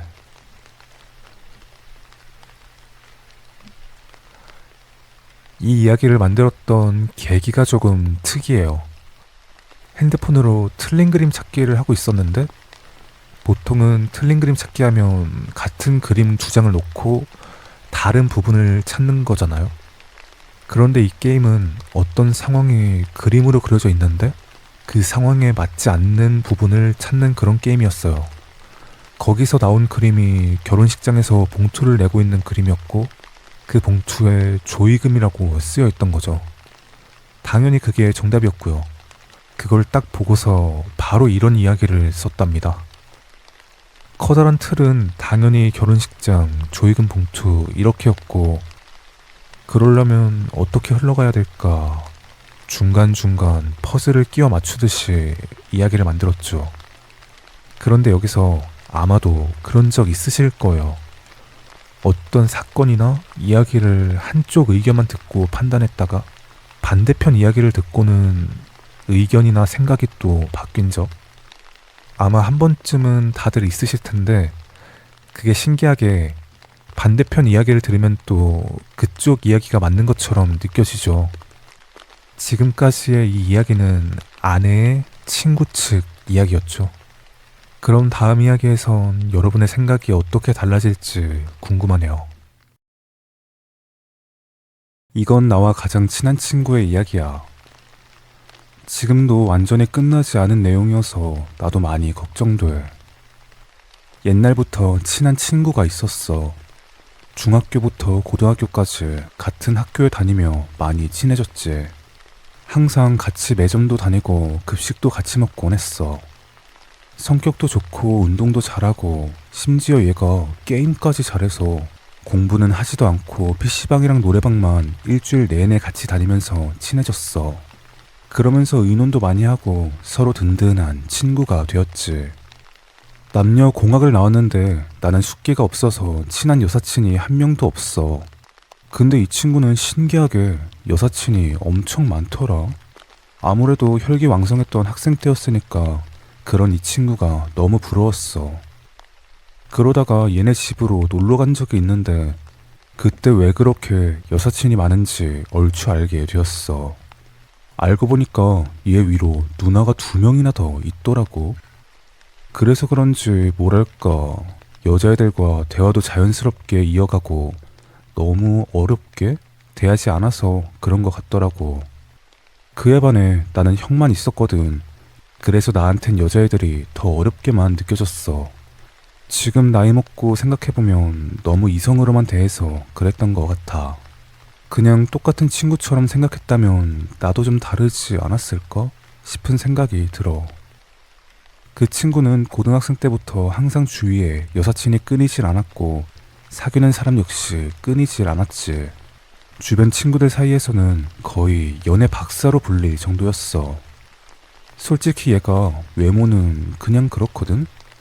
정말 연예인처럼 잘생기거나 모델처럼 비율이 완벽하면 말도 안 해. 키도 그냥 170이 좀 넘고 완전 멸치나 완전 돼지도 아닐 정도로 그냥 되게 평범했어. 얼굴도 좀 푸근하게 생겼거든. 그래서 첫인상은 되게 착하고 선해 보여. 우리 남자애들 사이에서도 아주 평범하고 눈에 잘 띄지도 않는데 이런 애가 항상 여자친구를 사귀고 있고 주변에 여사친도 엄청 많았으니까 나를 포함한 다른 친구들이 엄청 부러워하면서 연애 박사라고 불렀지. 그래서 나도 항상 고민 상담을 이 친구한테 했어. 내가 사귀던 여자친구랑 싸울 때마다 이 친구한테 물어보면 나에게 생각지도 못한 말을 해주더라고. 그 말을 듣고서 가만히 생각해보면 정말 그런 것 같이 납득이 됐어. 해결책도 물어보고 친구가 말해준 그대로 실행에 옮기면 거의 풀리곤 하더라고. 역시 괜히 연애 박사라고 불리던 게 아니더라. 서로 고민거리가 있으면 털어놓고 어떻게 하면 좋을지 서로 생각하고 도와주고 굉장히 건전하게 잘 지내던 친구 사이야. 그렇게 고등학교도 졸업하고 각자 대학에 들어갔지. 그 친구는 컴퓨터 디자인과인가? 솔직히 잘 모르겠는데 포토샵이나 일러스트 같은 프로그램으로 합성이나 디자인? 뭐 그런 걸 배우더라고. 난 건축과에 들어갔어. 건축과도 포토샵을 생각보다 많이 쓰거든? 그래서 친구의 도움을 좀 받았지. 그 친구는 어찌 보면 당연하게도 항상 만나고 있는 사람이 있었고 난 그때 없었어. 하여튼 서로 군대도 다녀오고 학교도 잘 졸업하고 어엿한 직장인이 되었어. 취업하며 나와 친구는 거리가 멀어졌어. 내가 지방으로 내려와서 1년에 몇 번 만나지도 못했네. 직장 생활한 지 몇 년 정도 지나고서 얘가 나한테 말하더라. 여자친구 생겼다고. 난 또 무슨 특별한 일 있나 했네. 네가 여자친구 안 사귄 지 1년이 넘었다는 게 훨씬 더 놀랍겠다며 놀려댔어. 그런데 그 뒤로 친구가 한 말에 난 놀랐어. 왜냐하면 그 연애 박사 친구가 나한테 연애 상담을 하더라고.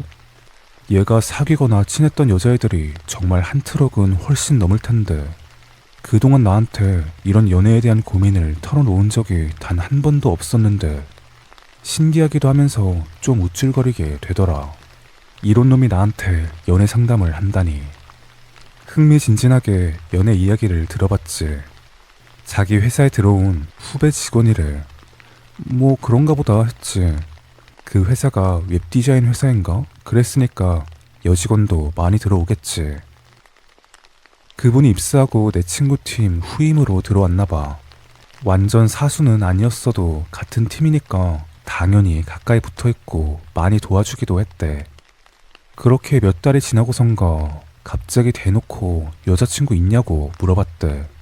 그때 때마침 사귀는 사람이 없었거든.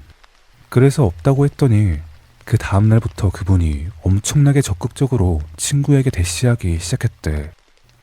얼굴도 되게 예쁘고 착한데 왜 나한테 이렇게까지 대시하는 건가 좀 의아했대.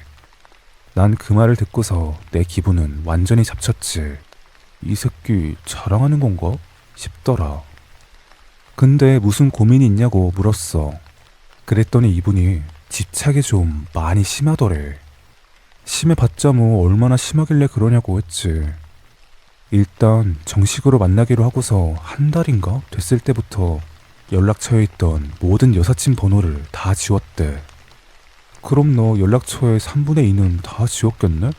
라며 장난식으로 말했더니 정말 그랬대. 우와, 너도 진짜 대단했구나. 난 10명도 없는데. 여튼 그건 기본이었고, 같이 데이트하는데 편의점이나 카페를 가거나 주문받고 계산하시는 분이 여자일 수 있잖아? 그럴 때마다 웃으며 계산하거나 먼저 인사하면서 주문하거나 하면 그때부터 의심하기 시작했대. 여기 처음 온 거 아니지? 다른 여자랑 많이 와봤나봐? 저 여자랑 알고 지내는 사이야? 혹시 저 여자 마음에 들어? 이런 식으로. 나도 듣는데 좀 심하긴 하시네 라는 생각이 들더라. 그러다가 여자친구가 자기 친구를 소개시켜 준다고 했대. 어렸을 때부터 가족보다 더 친하고 마음이 잘 맞는 소중한 친구라면서. 내 친구도 알겠다고 했지. 그 얘기를 듣고 보니까 나한테 미안했대. 얘가 나한테는 지 여자친구 제대로 소개시켜 준 적이 없었거든. 나중에 나한테도 소개해야지 생각하고 약속 장소로 나갔대. 어느 술집 앞에서 만나기로 하고 여자친구와 팔짱을 끼고서 도착했대. 문 밖에서 서로 반갑게 인사하고 술집 안으로 들어갔지. 처음엔 좀 어색했지만 나름 재미있었대. 그 친구분이 일부러 분위기 좀 풀려고 놀리기도 하고 장난도 치는 걸 얘도 잘 맞춰주곤 했다네. 아, 그리고 내 친구가 어렸을 때부터 자기 누나들한테 사진 찍는 교육을 받아서 사진을 굉장히 잘 찍어. 이상하게 찍으면 누나들한테 맞으면서 배웠대. 물론 장난으로. 그래서 사진 찍는 게 취미가 되어버렸어. 그 술자리에서 같이 사진도 많이 찍고 술도 마시면서 재미있게 놀고 있었대. 그러다가 여자친구가 화장실에 가고 그 친구분하고 단 둘이 남게 되었는데 아무래도 좀 어색하잖아. 그래서 내 친구가 분위기 좀 풀려고 이것저것 물어보며 대화를 이어가고 있었대. 그러다 여자친구가 돌아오고 그 친구분도 화장실 간다며 자리를 비우셨어. 그때 갑자기 여자친구가 또 의심하는 거야. 자기 친구한테 작업 거는 거냐고. 내 친구도 황당했지. 무슨 여자친구의 친구한테 작업을 거냐. 그냥 어색하니까 아무 말이나 하고 있던 거다. 그래도 꼬치꼬치 계속 캐물으면서 의심하는 거야. 그 당시에 술도 좀 마신 상태라서 내 친구도 좀 울컥하더래. 당연히 웃음기 없는 표정으로 아니라고 해명하고 있었지. 그러다가 친구분이 돌아오셨고 티내지 않으려 겨우 표정 관리하면서 술자리를 이어나갔대. 그렇게 나름 잘 놀고서 헤어졌고 그 뒤로는 한동안 잘 지냈나 봐. 그러다가 한번 좀 크게 싸웠더라고. 이번은 회사에서 문제가 좀 있었대. 아무래도 회사 내에서 다른 팀과 함께하는 프로젝트가 많이 있는데 그 중에 유독 중요했던 프로젝트가 있었대. 대기업에서 들어온 업무라 반드시 성과를 내야 이 친구도 승진하고 팀도 커지고 할 정도로 중요한 프로젝트였어. 그 업무의 담당자가 내 친구였고 다른 팀의 담당자는 어떤 여직원이었대. 아무리 회사 메신저로 업무 내용 주고받고 하더라도 좀 답답한 경우가 있잖아. 직접 만나서 말로 설명하고 듣는 게 훨씬 편한 그런? 그래서 잠깐 마주치거나 점심시간 끝나기 전에 커피 한잔 하면서 일 때문에 얘기하고 있으면 그걸 보고서 질투한다는 거야. 당연히 같은 팀이니까 여자친구도 그 부서와 협력하는 걸 알고 있는 상태고 그 여직원이 담당이란 사실도 아는 상태였지. 그럴 때마다 무슨 바람이라도 피는 것처럼 의심하고 협박까지 하더래. 그 여자 죽여버린다고. 내 친구는 알겠다고 최대한 조심하겠다고 안심부터 시켰지. 하지만 일 때문인데 어떻게 완전히 끊고 지내겠어. 조심한다고 해도 어쩔 수 없을 때가 많았대. 이 친구가 성격도 좋아서 회사 사람들과 친근하게 잘 지내는 편이었거든. 그 팀이랑 친구네 팀이랑 다 같이 야유회를 간 적이 있었대. 여자친구도 같이 갔지. 같은 팀이니까. 여자친구랑 같이 사진 찍고 있다 보니까 회사 사람들도 같이 사진 찍기 시작했대. 그러다 자연스럽게 그 여직원과도 사진을 찍었어. 당연히 내 친구는 아무 감정 없이 다른 직원들과 똑같이 대했지. 하지만 여자친구는 그게 아니었나 봐. 그래도 여자친구가 그렇게 신경 쓰는데 그 여직원이랑은 좀 조심하지 라고 하긴 했는데 지 말로는 그럴 상황이 아니었다 하더라고. 그런데 그 야유회가 끝나고 며칠이 지난 후부터 그 여직원이 출근을 안 하더래. 같은 담당이었는데 갑자기 나오질 않으니까 그 업무 때문에 혼자서 고생을 좀 했더라고. 그 팀의 담당자가 바뀌고서 거의 내내 야근만 했대. 그러다 어찌어찌 잘 마무리하고 내 친구는 승진하게 되었어. 친구도 너무 좋아했고 그 여자친구도 정말 기뻐했다고 하더라. 그러면서 여자친구가 결혼 이야기를 했어. 안 그래도 친구 역시 생각하고 있었대.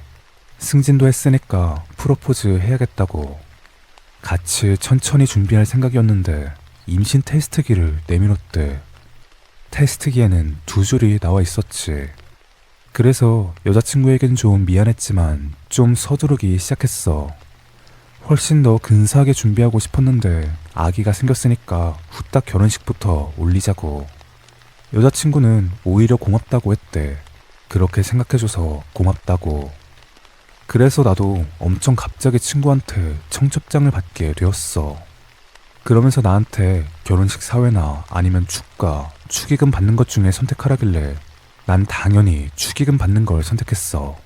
사람들 앞에 나서는 걸 잘 못하거든. 식장으로 가서 친구와 인사하고 처음으로 아내가 되실 분과 인사했어. 정말 예쁘시더라고.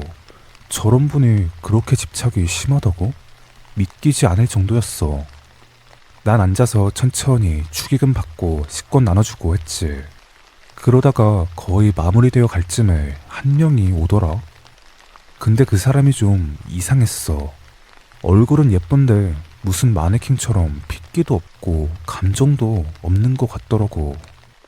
내 쪽으로 오더니 봉투를 내밀었어.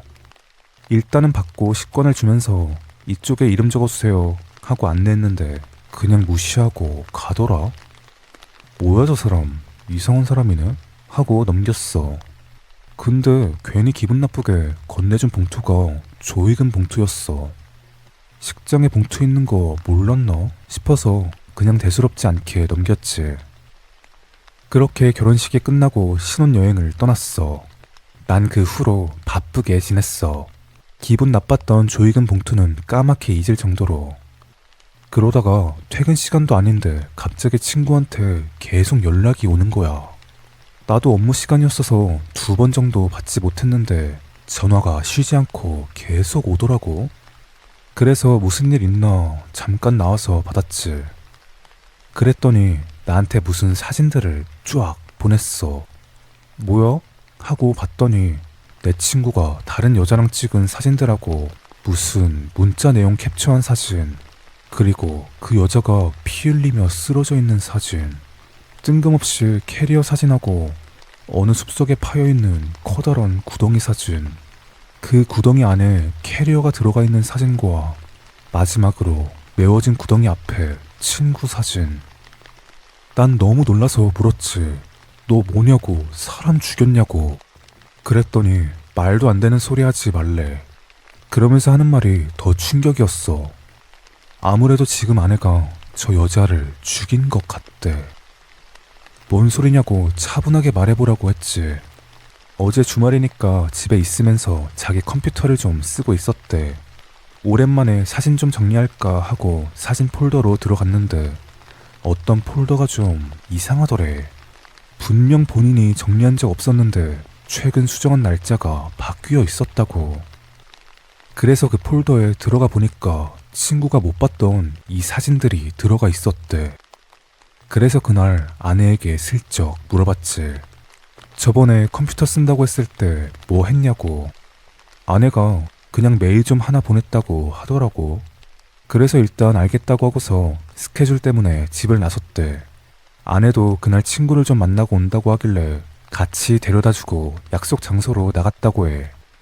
그리고 그 다음 날인 오늘 일찍 퇴근해서 집에 들어왔대.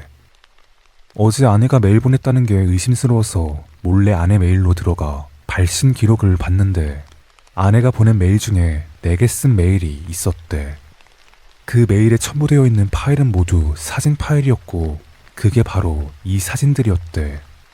예전에 그 여직원하고 야유회에서 찍은 사진, 본 적도 없는 문자 내용, 그리고 여직원이 쓰러져 있는 사진하고 친구 본인 모습을 합성해 놓은 숲속 사진이 있었대. 난 정말로 혹시 몰라서 다시 물었지. 저거 확실하게 너가 한 짓 아니냐고. 확실하게 아니라고 했어. 그러다 갑자기 뭔가 떠올랐지. 너가 함께 사진 찍은 저 여자분 혹시 예전에 그 같이 일했다던 여직원이냐고. 그랬더니 맞대. 아내가 질투했다던 그 여직원. 그래서 나도 말했지. 저 여직원 너 결혼식 때 왔었다고. 친구는 의아하던 말투로 그 여직원 회사에 안 나온 지 몇 달은 됐대. 그리고 저 쓰러져 있는 사진 정보의 날짜가 얼추 안 나오기 시작한 날짜랑 비슷하다고. 그럼 그 조이금 봉투 낸 여자는 뭐냐고 내가 되물었어. 친구는 처음 듣는다며 무슨 조이금 봉투냐고 하더라. 내가 분명히 저 여자한테 조이금 봉투 받았는데 없었냐니까 없었대. 그럼 뭐지? 그게 귀신이었다고? 그래서 내가 어떻게 할 생각이냐고 하니까 일단 아내가 퇴근하면 얘기 좀 해볼 생각이래. 이 사진은 뭔지, 정말로 이 사람을 죽인 건지. 난 일단 알겠다며 퇴근하고 다시 전화한다고 했어. 계속 찝찝한 상태로 시간이 흘렀어. 기분도 나쁘고 불안해서 퇴근하자마자 친구에게 전화를 했지. 친구가 뭐 좀 찾아냈다고 하더라. 문자 내용 사진하고 숲속에 있는 친구 사진, 이 두 개는 합성이 확실하대. 조작 판별해주는 그런 사이트에 사진을 올려봤더니 딱 그 두 장만 조작으로 판별이 나왔어. 그렇다는 건 여직원이 쓰러져 있는 그 사진은 합성이나 조작이 아니란 소리지. 그러면서 이게 사실이면 이혼을 해야 할 것 같대. 난 좀 불안했어. 다시 조이금 봉투 얘기를 했어. 만약 저게 사실이면 저 여자는 결혼 전에 죽었는데 내가 분명히 조이금 봉투를 받았었다. 얼굴도 확실하게 기억이 난다. 그렇다는 건 귀신이라고밖에 생각이 안 드는데 그런 귀신이 축의금도 아니고 조이금을 너 쪽에 냈으면 너한테 무슨 일이 생긴다는 것 아닐까? 그랬더니 친구는 에이 설마 하면서 대수롭지 않게 생각하더라고. 내가 경찰이라도 불러야 하는 거 아니냐고 했더니 걱정 말라고만 했어. 잠시 후 친구네 집 도어락 소리가 들렸고 급하게 야 끊어 하고서 조용해졌어. 그런데 소리가 계속 나더라고. 아마도 전화가 안 끊겼나 봐. 난 집으로 가고 있던 걸음을 멈추고 가만히 들어봤어. 잘 들리진 않았지만 어느 정도 이해할 수 있을 정도는 들렸어. 나는 집중하며 듣고 있었어. 이거 사진 뭐야? 정말 당신이 죽였어? 그래, 저 여자한테 당신을 뺏길 순 없었어. 아무 사이 아니라고 했잖아. 그리고 왜 이렇게 합성한 거야? 당신이 또 바람 피울까봐 보험 들어놓은 거야. 그리고 이미 내 친구한테도 보내놨어. 어디가? 이번엔 딴 년 꼬시러 가? 아니, 경찰서로 당신 신고하러 가. 이딴 합성 사진에 경찰이 속을 것 같아? 뭐라고? 그러다 갑자기 둔탁한 퍽소리와 함께 뭔가 떨어지는 소리가 들렸어. 친구의 거친 숨소리가 들리더니 잠시 후에 푹 소리가 여러 번 났어. 그리고 갑자기 집에 초인종 소리가 울려 퍼졌어. 잠시 조용해졌길래 소리치면서 친구를 불렀어. 그런데 갑자기 핸드폰에서 잡음이 생기더니 아이씨 라는 소리가 들리고 뚝 끊겼어. 난 바로 경찰에 신고했지. 내 친구가 지금 살해당하는 것 같다고. 친구 와이프가 지금 내 친구를 죽이고 있는 것 같다고. 친구 집 주소도 바로 불러줬어. 그런데 관할 경찰서가 아니어서 잠시만 기다려달래. 그리고 보니까 관할 경찰서에서도 이미 신고가 들어와서 경찰이 출동 중이라고 하더라고. 혹시나 내 친구가 신고한 건가 싶었어. 그러면서 제발 무사하기만 하라고 빌었지. 나도 경찰서로 갔어. 가서 사정을 다 말하고 친구한테 받은 사진도 제출했어. 통화 녹음을 했어야 했는데 너무 후회가 되더라고. 경찰 측에서 어떻게 처리한다고 설명을 해줬는데 솔직히 정신이 없던 상태라 잘 모르겠어. 내가 지금 할 수 있는 거라곤 기다리는 것밖에 없다고 했어. 그래서 아직까지 기다리고 있지. 그리고 벌써 그게 2주나 지났네. 아직도 친구한테나 경찰한테 연락이 없어. 진짜로 별 생각이 다 들어.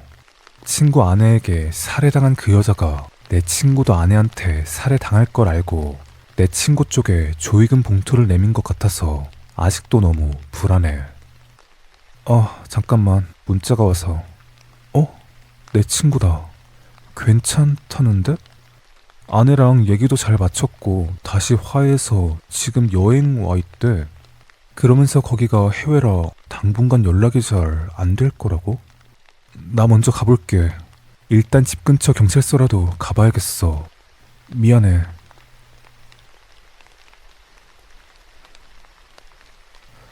아마도 저번 영상을 보신 분이라면 이번 이야기의 틀은 대충 그려지셨을 거예요.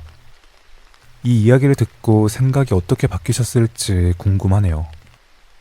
저번 이야기만 들으면 당연히 남편이 범인이었지만 또 반대로 이번 이야기만 들으면 당연히 아내가 범인처럼 느껴지죠. 혹시나 저번 영상을 아직 안 보신 분이라면 이 이야기를 떠올리시면서 보시면 제가 지금 무슨 얘기하는지 아실 거예요. 처음엔 이 남편 측 이야기는 생각이 없었는데 문득 떠올랐어요. 한쪽 말만 들으면 모른다는 게 이 두 이야기에서 다가오죠. 아마도 본능일 거라 생각해요. 서로 자기 자신에 대해서 유리한 입장만 생각하고 말하는? 과연 아내 측 의견과 남편 측 의견 중에서 어떤 쪽이 더 맞다고 생각하시나요? 제 친구가 어떤 여자애 때문에 겪었던 일입니다. 그런데 문제는 그 일 때문에 제 친구가 자살하기 직전까지 갔었다는 것입니다. 그때는 저희가 중학교에 다니고 있었습니다. 당시에는 PC방이란 게 생긴 지 얼마 안 됐던 시기라 인터넷으로 하는 채팅이 유행하던 때였습니다.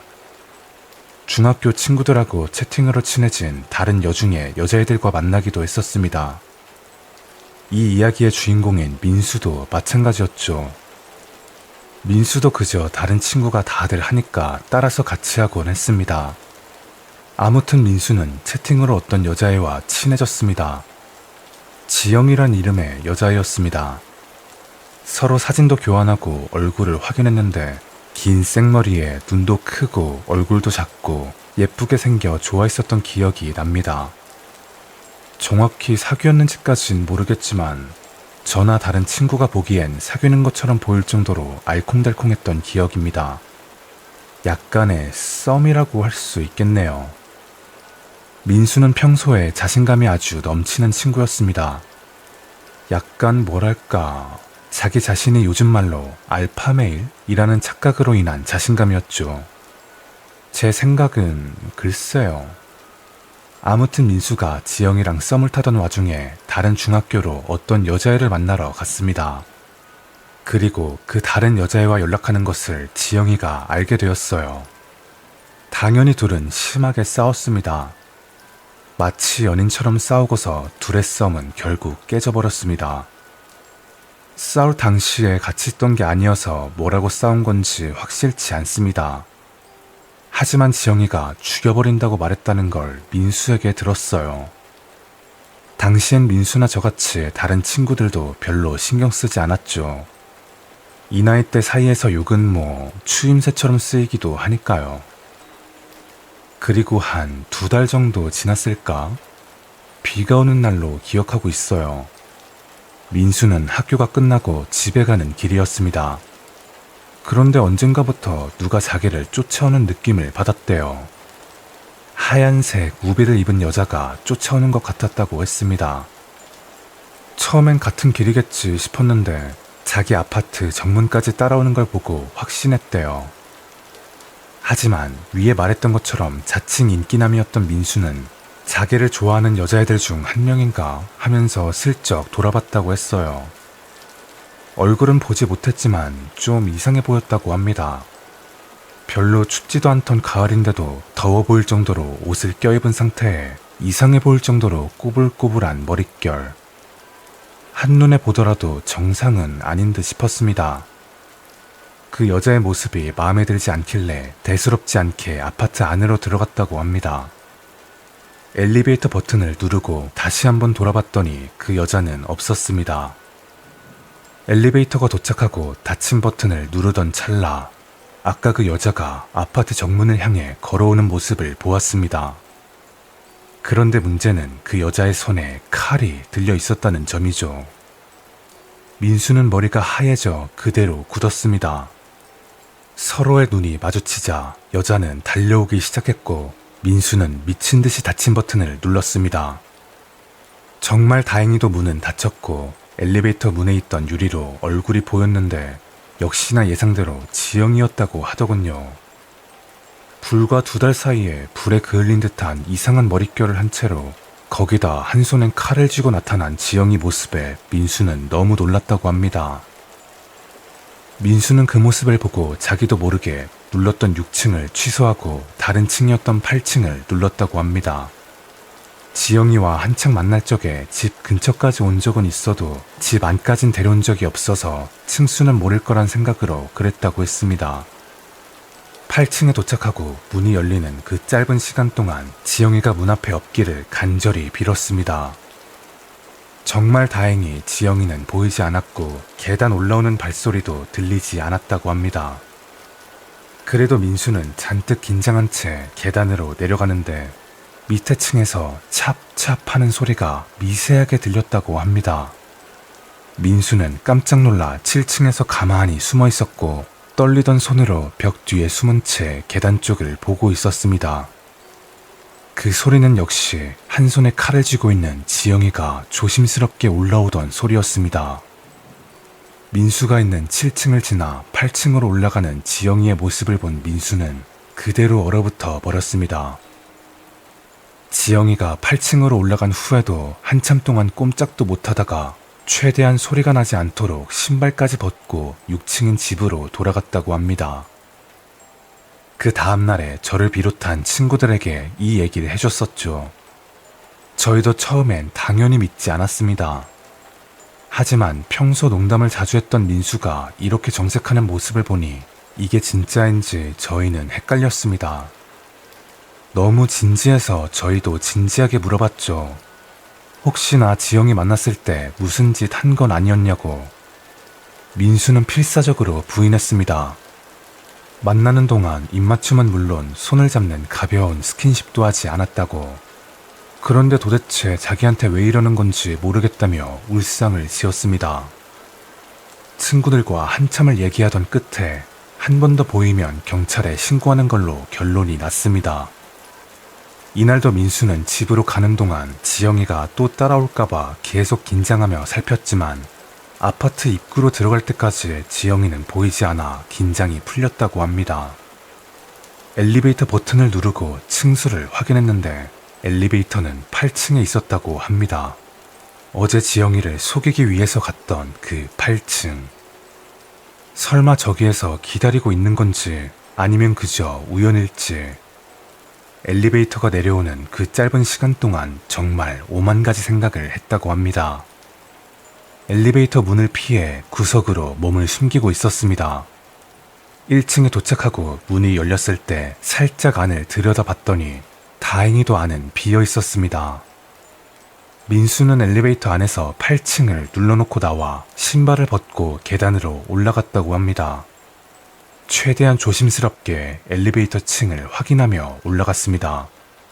무슨 소리가 들리진 않을지 최대한 집중했고 엘리베이터가 8층에 도착했을 때 민수는 4층 복도에서 숨어 있었습니다. 한참을 숨어 있다가 그런 생각이 들었다고 해요. 애초에 오지도 않았는데 혼자서 생쇼를 하고 있는 게 아닌지 조심히 계단으로 향했습니다. 일단 아무도 없는 것을 확인하고 민수는 계단 위쪽을 보았어요. 다행히 아무도 없길래 계단 아래쪽을 봤더니 지영이가 3층에 도착해 2층으로 걸어 내려가고 있던 것이었습니다. 민수가 조금만 더 빨리 계단으로 향했다면 어떻게 됐을지 모르겠습니다. 여전히 지영이는 한 손에 칼을 쥐고 있었어요. 지영이가 3층에서 2층으로 1층으로 내려가는 동안에 아무런 소리가 들리지 않았습니다. 지영이도 의식을 한 건지 최대한 소리가 나지 않게 움직이더라고요. 민수는 그 자리에서 꼼짝도 하지 못한 채 숨어 있다가 한참이 지나서 간신히 집으로 들어갔다고 합니다. 집에 들어가서 문도 단단히 잠그고 경찰에 신고까지 했대요. 전 여자친구가 칼을 들고서 자기를 죽이려 찾아온다고 말이죠. 30분 정도 뒤에 경찰 2명이 찾아왔습니다.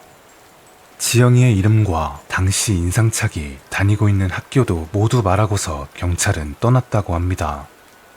민수 부모님이 들어오시자 부모님께도 지영이 얘기를 말씀드렸대요.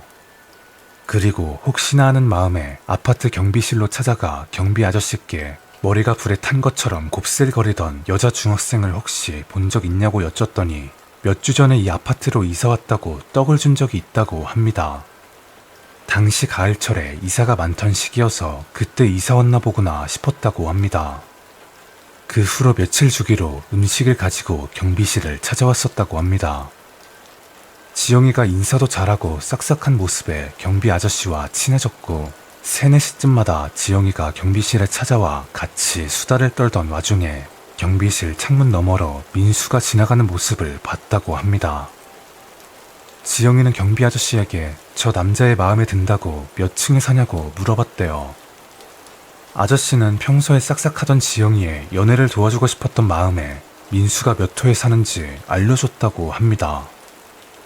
민수는 이틀 동안 지영이를 피하기 위해 온 신경을 집중했는데 사실 지영이는 민수가 몇 층 몇 호에 살고 있는지 이미 알고 있었다는 사실에 그 자리에서 덜덜 떨 수밖에 없었습니다. 민수는 경비 아저씨에게 지영이와의 관계와 경찰에 신고까지 한 사실을 말했습니다. 한 번 더 지영이가 보이면 경찰에 신고해달라며 부탁까지 했다고 했습니다. 이렇게까지 한 걸 눈치챘는지 지영이는 그 후로 며칠간 보이지 않았습니다. 부모님께도 말씀드렸고 경비 아저씨에게도 경찰에까지 신고한 상태여서 안심이 좀 됐습니다. 그러나 아침부터 가을비가 오던 어느 날 주말 아침이라 민수 부모님은 교회에 가시고 민수 혼자서 집을 보고 있었다고 합니다. 부모님이 나가신 지 20분 정도 지났을 때 초인종이 울렸습니다. 주말인데 택배가 왔길래 이상하다 싶어서 인터폰을 확인하니까 지영이가 인터폰 화면을 노려보고 있었습니다. 마치 주변에서 계속 맴돌고 있다는 걸 알려주듯 부모님이 나가시자마자 찾아온 것이었습니다. 두려움에 떨며 화면을 보고 있던 민수에게 혼자 있는 걸 알고 있다는 식으로 계속해서 초인종을 눌렀다고 합니다. 시간이 지나자 민수는 두려움을 넘어서 화가 나기 시작했고 인터폰 수화기를 들고서 그동안 쌓여있던 울분을 토해내고 있었습니다. 온갖 욕설을 퍼붓는 동안에도 화면 속 지영이는 표정 하나 바뀌지 않는 모습이었어요.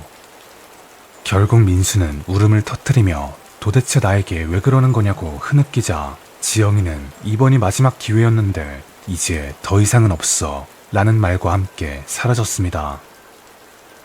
민수는 경찰에 신고할 생각조차 하지 못한 채 정신이 나간 상태로 한동안 있었다고 합니다.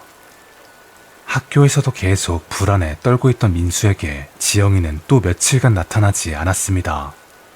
그럼에도 민수는 지영이가 어디서 분명히 자신을 보고 있을 거라 두려워했어요. 잠도 제대로 못 자고 밥도 못 먹고 항상 주변을 두리번거리고 다른 사람들이 없으면 엘리베이터는 탈 수도 없었으며 혼자 집까지 올라가는 길엔 엘리베이터는 쳐다보지도 않고 항상 신발을 벗은 채 계단으로 숨죽여 올라가곤 했답니다. 그러던 어느 날 민수의 아파트 라인에서 엘리베이터 노후 고장으로 인해 하루 종일 수리하는 날이 있었다고 합니다. 고층에 사는 주민을 배려하여 옆동 아파트 옥상으로 올라가 민수네 아파트로 내려올 수 있도록 옥상 문을 개방했다는 안내문이 1층에 붙어 있었습니다. 민수 입장에서는 별로 신경 쓰이지도 않았어요. 어차피 지영이 때문에 신발까지 벗고 계단을 이용했으니까요. 그런데 그날따라 문득 옆동 아파트 엘리베이터를 타고 옥상을 통해 내려가기로 했습니다. 그렇게 옆동 아파트에서 엘리베이터를 기다리는데 같은 생각인 주민이 많았는지 종종 보이던 주민들과 같이 기다리고 있었습니다. 민수는 2명의 아주머니와 꼭대기층인 15층으로 향했습니다. 15층에 도착하고 엘리베이터 문이 열리는 순간 민수는 겁에 질린 채 주저앉았다고 합니다. 지영이가 15층 엘리베이터 문 앞에서 뒷짐을 진 채로 웃고 있었던 것이었습니다. 아주머니 2분이 내리자 정신없던 와중에도 민수는 따라 내렸고 지영이는 가만히 뒷짐을 진 채로 민수만 노려보고 있었습니다. 엘리베이터를 타지 않는 지영이가 이상했는지 아주머니가 지영이를 의식하기 시작했어요. 그런 시선을 느낀 지영이는 엘리베이터를 타고 내려가 버렸습니다. 민수는 온갖 생각이 들었어요. 지영이가 이대로 순순히 포기하고 갔을까? 아마도 이렇게 포기했을 리가 없을 것이다. 내려간 척하고 내 등 뒤에서 조심히 따라오고 있는 건 아닐까? 이런 오만 가지 생각을 하며 아주머니와 함께 내려가고 있었습니다. 보통 이런 경우엔 고층에 사시는 분이 엘리베이터를 타시기 때문에 아주머니 2분은 금방 집으로 들어가시고 민수는 결국 혼자가 되었습니다. 그제야 정신이 든 민수는 허겁지겁 계단을 뛰어 내려가기 시작했고 9층, 8층, 7층, 7층에서 6층으로 내려가려던 순간 민수는 멈출 수밖에 없었습니다. 6층 계단참에서 지영이가 민수를 보며 웃고 있었기 때문입니다. 민수는 그대로 온몸이 굳어버렸습니다. 지영이는 계속 뒷짐을 진 채로 한 걸음씩 다가오자 민수는 본능적으로 계단을 미친 듯이 뛰어 올라가기 시작했습니다. 쉴 새 없이 정신이 나간 상태로 옥상까지 올라간 민수는 한숨도 돌리지 못한 채 양쪽의 옥상 입구 한가운데에서 멈춰 있었습니다. 옆동 아파트로 가도 지영이가 있을 것만 같고 다시 민수네 동으로 가도 있을 것만 같았으니까요. 온몸이 땀으로 젖은 상태에서 가을바람을 맞으니 치아가 딱딱거릴 정도로 떨렸다고 합니다. 민수의 머릿속에는 온통 두려운 생각뿐이었어요. 뭘 해도 죽을 것만 같다. 이쪽으로 가나 저쪽으로 가나 어디로 가도 지영이에게 죽을 것 같다. 민수는 오늘 죽는다는 생각을 떨쳐내지 못하자 지영이 손에 죽을 바엔 차라리 내가 뛰어내리겠다는 생각에 옥상 난간을 부여잡고 흐느껴 울고 있었습니다. 난간을 잡고 옥상 아래쪽을 보고 있던 민수의 뒤로 발걸음 소리가 들렸고 그 소리가 들리자마자 사시나무 떨듯이 떨고 있었습니다. 떨어지기 전 마지막 울분을 토하기 위해 뒤를 돌아보니 경비실 아저씨였습니다. 경비 아저씨도 꽤나 놀란 눈치였어요. 거긴 위험하니까 떨어지라고 민수를 타일렀고 민수는 경비 아저씨에게 자초지종을 설명한 후에 아저씨와 함께 민수의 집으로 걸어가고 있었습니다. 그래도 혼자가 아니어서 마음이 좀 진정되던 민수의 눈앞에 지영이가 천천히 계단을 올라오고 있는 모습이 보였습니다. 민수에겐 그 모습이 마치 너에게 도망칠 곳은 이제 없어 이렇게 자신하듯 태연하고 편한 모습으로 보였다고 합니다. 간신히 진정되던 마음도 지영이와 가까워지자 다시 요동치고 있었습니다. 지영이의 표정은 행복하단 듯이 씩 웃고 있었다고 합니다. 민수는 경비 아저씨의 팔을 붙잡고 울면서 지영이가 서 있는 계단으로 내려갔다고 합니다. 점점 거리가 가까워지다 못해 2m도 채 되지 않았을 때 갑자기 경비 아저씨가 몸을 돌려 민수를 양팔로 꽉 붙잡았고 놀란 민수는 경비 아저씨를 쳐다봤습니다. 차갑게 굳어있던 아저씨의 표정을 본 민수는 뭔가 잘못되었다는 생각이 강하게 들었어요.